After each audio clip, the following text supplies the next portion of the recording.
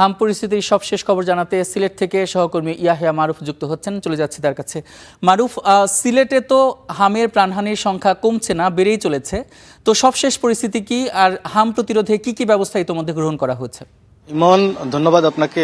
সিলেটে আজকেও সকালে একজন 5 মাসের একটি শিশু সিলেট উসমানী মেডিকেল কলেজ হাসপাতালে চিকিৎসাধীন অবস্থায় মৃত্যুবরণ করেছে হামের উপসর্গ নিয়ে। এ নিয়ে এই বিভাগে মৃত্যুর সংখ্যা দাঁড়িয়েছে 28 জনে। এর মধ্যে 4 জনের শরীরে হাম নিশ্চিত হওয়া গেছিল ল্যাব পরীক্ষায়।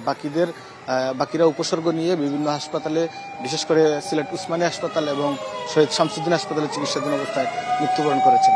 এছাড়াও গত 24 ঘন্টায় ল্যাব পরীক্ষায় নিশ্চিত হওয়ার মতো কোনো রোগী ভর্তি না হলেও সিলেটের বিভিন্ন হাসপাতালে কিন্তু 64 জন রোগী ভর্তি হয়েছেন।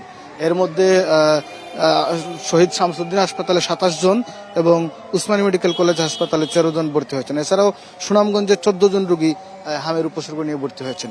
এছাড়াও বর্তমানে সিলেটের বিভাগের উসমানী হাসপাতাল এবং শামসুদ্দিন হাসপাতাল সহ সবগুলো হাসপাতাল মিলিয়ে 311 জন রোগী বিভিন্ন হাসপাতালে ভর্তি রয়েছেন। এর মধ্যে 98 জন রোগী শহীদ শামসুদ্দিন হাসপাতালে রয়েছেন চিকিৎসাধীন, আর উসমানী হাসপাতালে রয়েছেন 74 জন রোগী চিকিৎসাধীন রয়েছেন। এছাড়াও সুনামগঞ্জে 59 জন এবং মৌলভীবাজার এবং হবিগঞ্জে 14 জন করে রোগী ভর্তি রয়েছেন।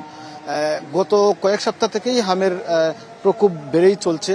এর মধ্যে স্বাস্থ্য অধিদপ্তরের পক্ষ থেকে আমাদেরকে জানানো হয়েছে যে বিশেষ করে হাওর অঞ্চলের লোকদের মধ্যে এই উপসর্গগুলো বেশি দেখা দিচ্ছে। এর কারণ হিসাবে বলা হচ্ছে যে সচেতনতা এবং টিকাদানের সময় বয়স না হওয়ার কারণে টিকাদানের আওতায় নিয়ে আসা হয়নি, এবং এছাড়াও গত বছর যে টিকা দেওয়া হয়নি সেই বিষয়গুলো আসছে।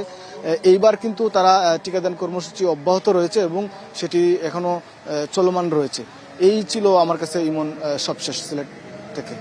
ইয়াহিয়া মারুফ, আপনাকে অসংখ্য ধন্যবাদ।